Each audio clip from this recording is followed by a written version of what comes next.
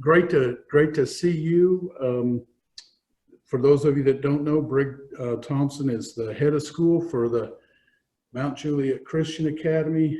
Very key, integral part of what makes Mount Juliet so special. And as I was telling him the other day, it dawned on me recently that there's been so much chatter about the fact that we've lost 2 schools out here, and then the COVID and everything. And the reality is we've lost 3 schools, and they're front and center on Mount Juliet Road.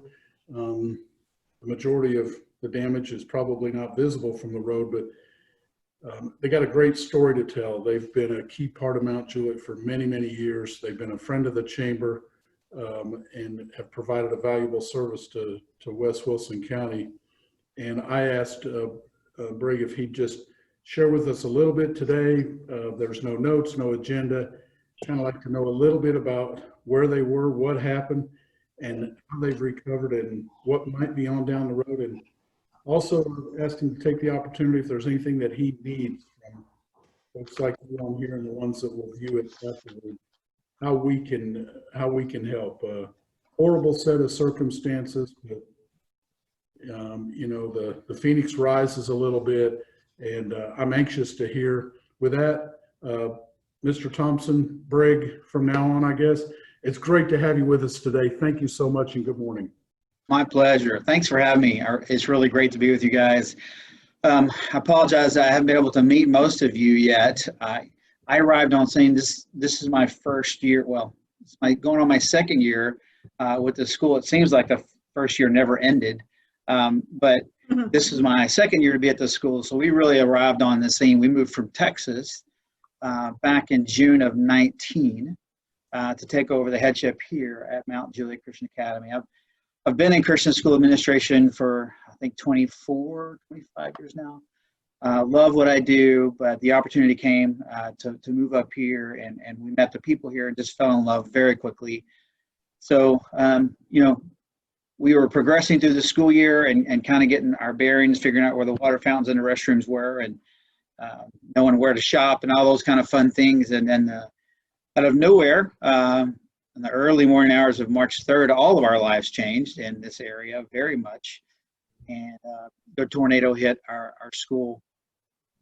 But, you know, for one thing I learned very quickly about becoming a part of this church ministry here, the school is a 41-year-old ministry of First Baptist Church here in Mount Juliet. 41 years that the school has been here. We just celebrated our 40th this last year. So you're right, Mark. We said we really appreciate being a part of this community and an integral part, and so many people have been a part of our school in this community, and we love that fact. We were just coming up here as I was coming on board, identifying many new ways we could try to get more involved with the community from the school base, with students and various things, and even had some ideas in the spring before those were kind of taken away from us. But it has been a great ride since March 3rd. I want to say great because God has been worthy, and he's been faithful to us and has blessed us over and over again. You're kind of right. You don't get to see quite as much of the tornado damage on our campus from Mount Juliet Road. But if you were to go down Rutland and come up behind us, you will very quickly see, oh, wow, their back half of their campus just about got taken out. And that's the truth. Upper floors on our secondary campus that housed our library and middle school and some of our high school classes, that wing the upper floor was taken out completely. Therefore, flooding the lower floors. The part of the gym roof was lifted, so our gym floor was flooded and ruined. And the other side of our campus, which is kind of the church academic wing, church educational wing, that was also still standing, but took a lot of damage from the tornado. So we're functioning with part of our campus right now, but I'll get to that in just a moment. I want to go back to that day and what a special memory it was for me, and just to get to know the people of Tennessee. And it's one of those things.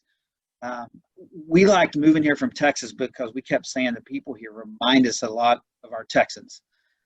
They just love people. They want to help each other.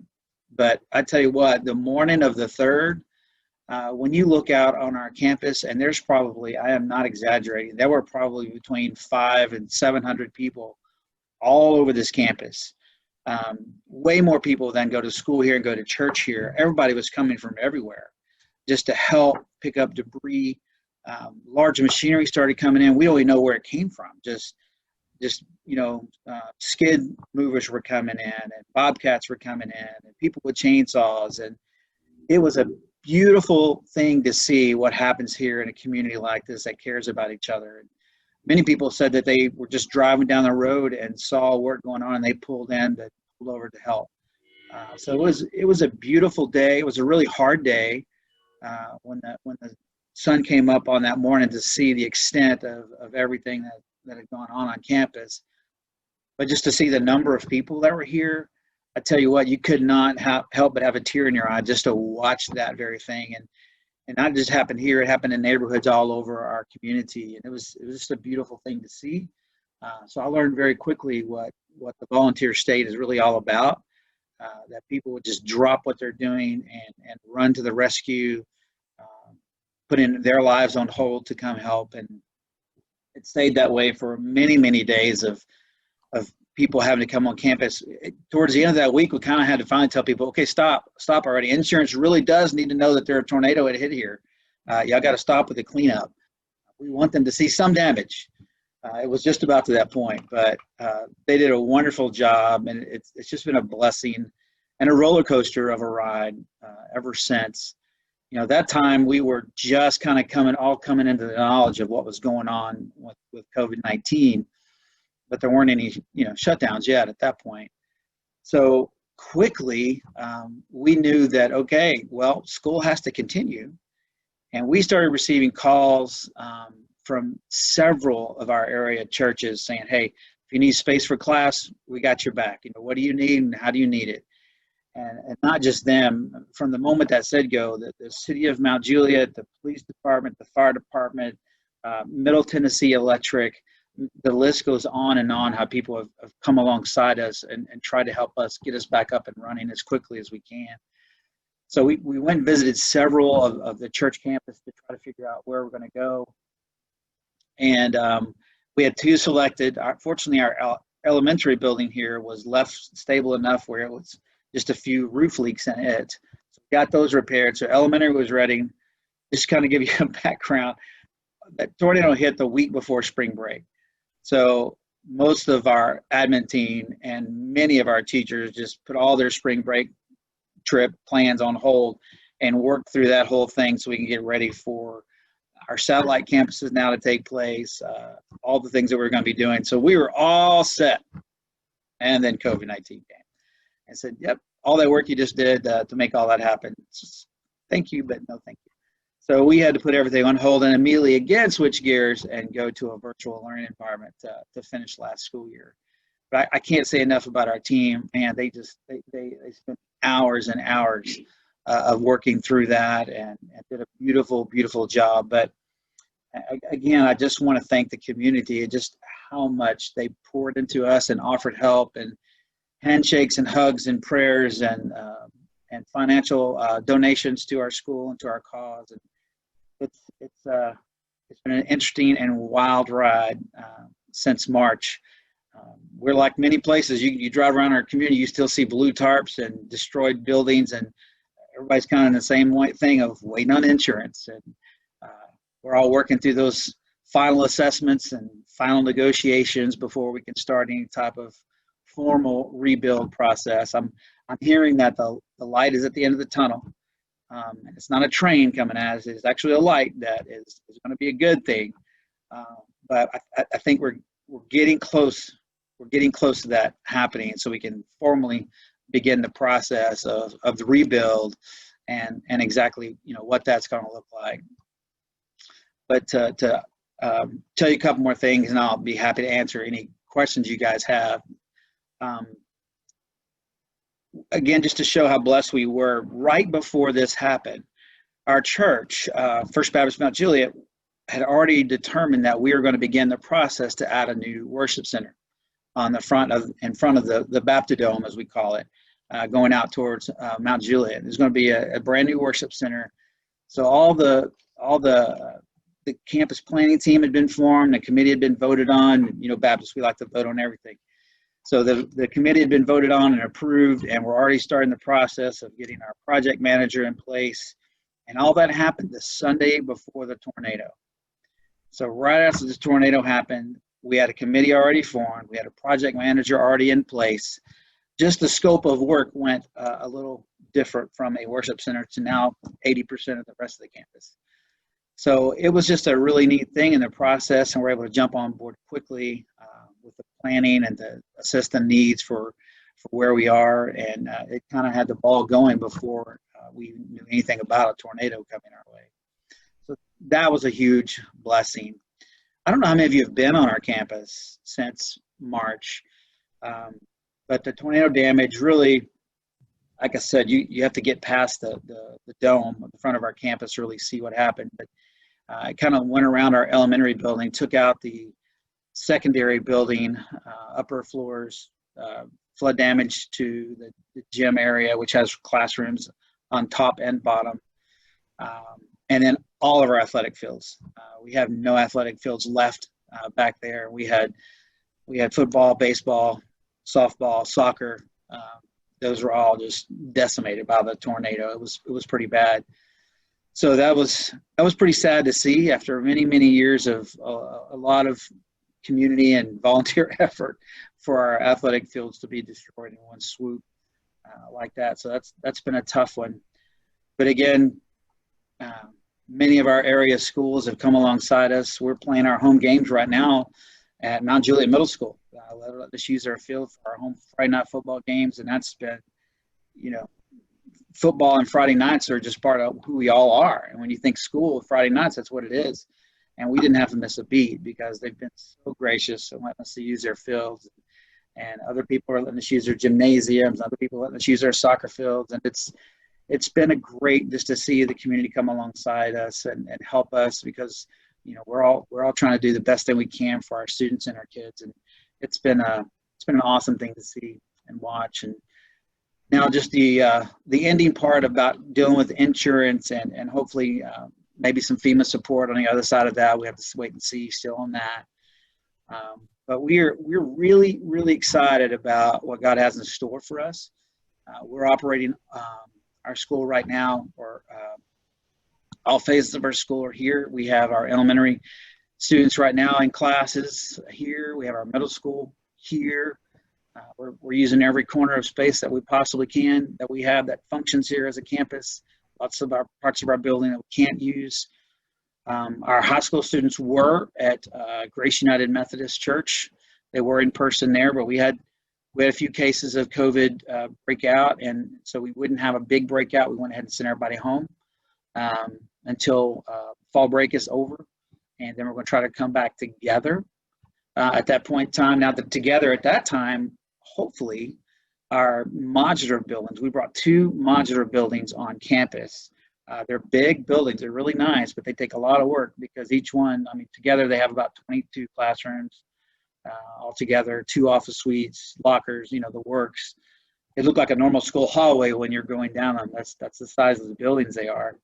But those are supposed to be ready at the end of fall break too. So we're hoping to move back in there with all of our middle school and high school students on campus at the end of fall break. If that's the case, we'll have all of our people back together on campus for the first time since March 2nd. So we're looking forward to that as a possibility and hoping. So pray for us there. There's a lot of details and a lot of things to work out between now and then, and not a lot of time left.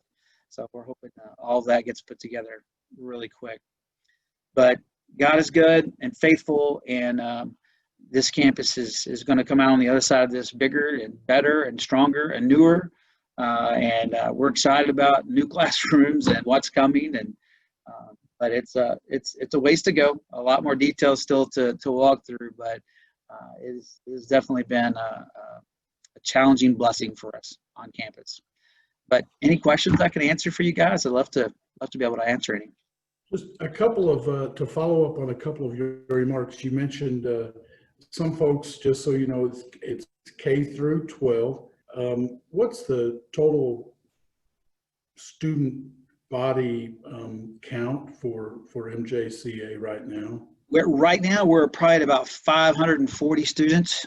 Okay. We finished the year with about 570 last year, but tornado and COVID, took some probably away from us this year. Everybody's just kind of waiting to see, but we expect to grow quite a bit after we get everything back going again, because the numbers were on a good trend before. So we expect those to continue. We're actually pre-K through 12th grade. So Pre-K through 12th. Yeah, we even started a 2-year-old class this year, so it was exciting for us. You mentioned that the Sunday before the tornado that you had a planning body in place for a sanctuary addition. Yes, sir.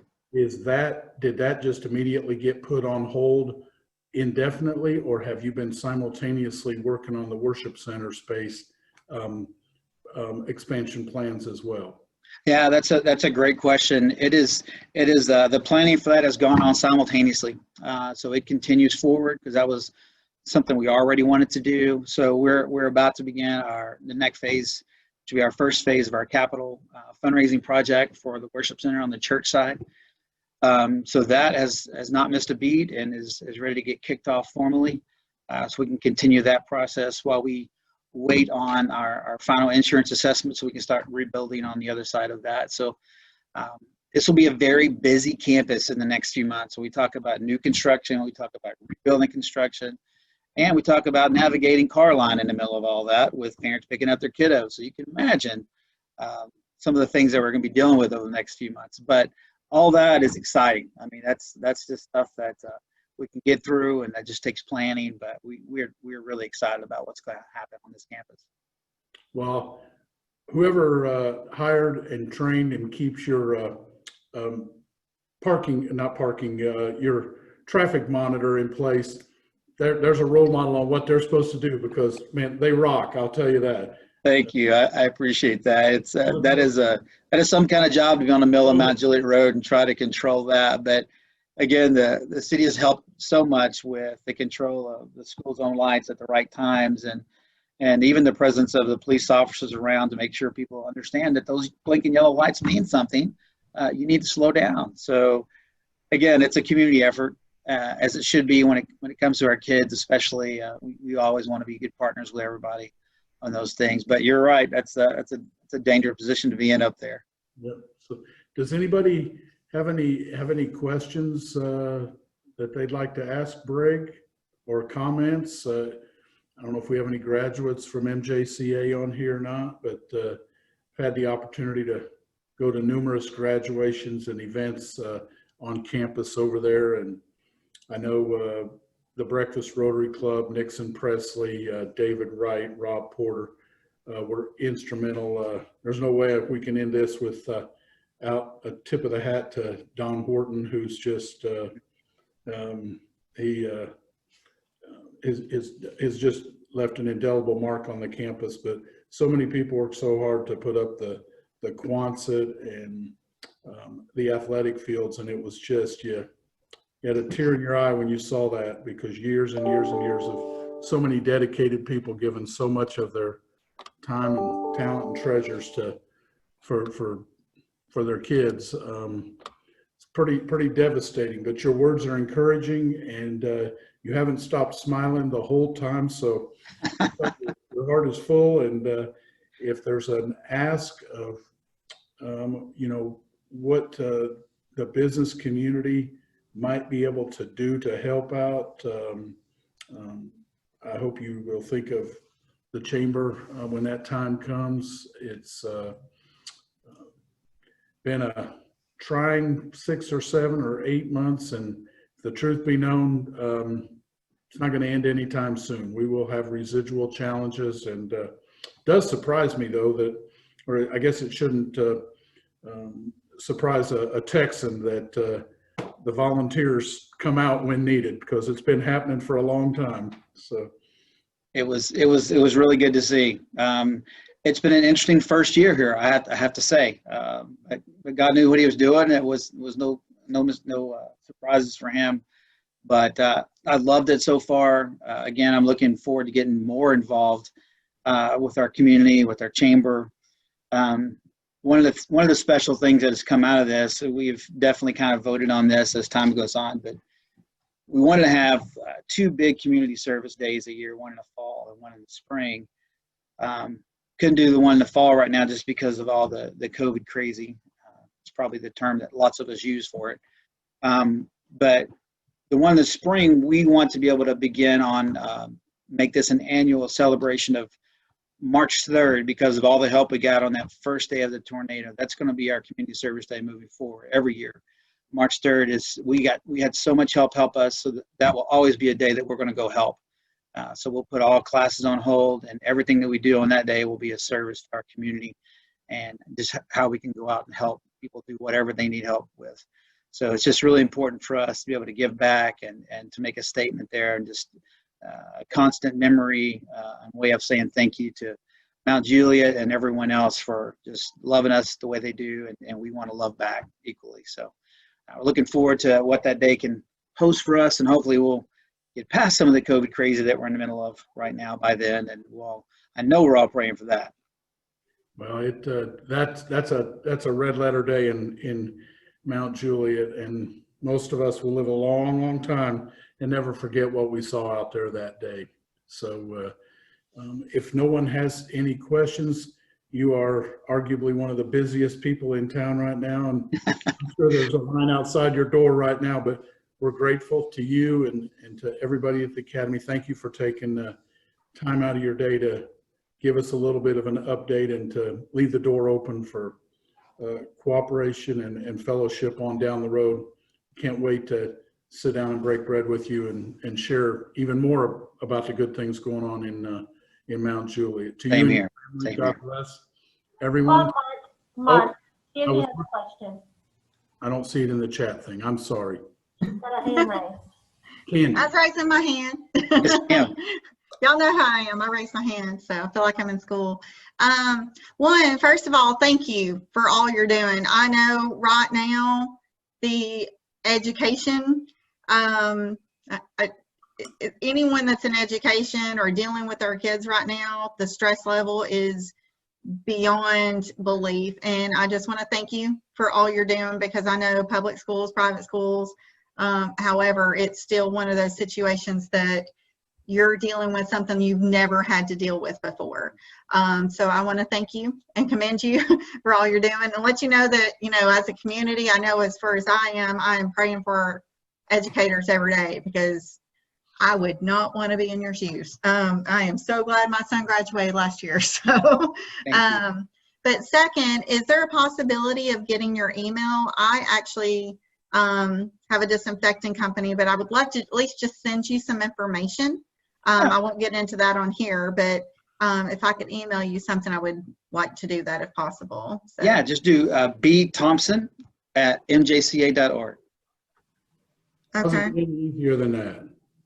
At And if any of you, mjc.org. that's it. And if you want to follow us on anything, Twitter, Insta, just see what's going on with us, our website is mjca.org, but Okay. our Twitter and social handles are at MJCA Saints. Perfect. Thank you. You bet. Sydney. Marla, am I missing anybody else? Sydney has her hand up. Hey, I'm Sydney Shipley, and I heard what you were saying about starting your very first day of community service for everybody at MJCA. I know the age group is shifted a little, but I was going to give you a name and a contact just right over the Davidson County line. I worked for Deloitte & Touche, the large office right there behind that boat sales place. Yeah. And Deloitte has a national day of community service where all of our offices in one form or another, they basically close down and we go out and do projects all over the place. I was going to give you the name of the gentleman that does that for our office. Now, granted, like I said, he's well connected and can get you connected with some groups where maybe he might know that there's a regular need. However, granted, the age is a little Sure. different. He was mostly dealing with adults, whereas you might mostly be dealing with students. But still, I would say that his name would be good to have. Yeah. His name is John, and then his last name is Dorge, and that's D as in dog, RG. It's like George, but with a D in at the very front. Gotcha, George. And you can reach him at 615-882-7600. That's the main number to our office there. But give him a call because he is our HR person in charge of community service, and he is who organizes that for the Hermitage location, also the Nashville location in downtown and the Gulch area. So he may at least be able to give you some ideas or Awesome. maybe some organizations that you guys, like I know we do stuff with the YMCA. Mhm. Perhaps that might be something that might lend itself to maybe younger folks Yeah, as opposed to yeah. older. But yeah, he just might be a really good resource for you. As Awesome. Thank you, Sydney. I starting appreciate out. that. Thank you. You're welcome. Love it when these calls are mutually beneficial. That's right. I can't see any other hands. Marla, we good? I think we're good. I don't see anything either.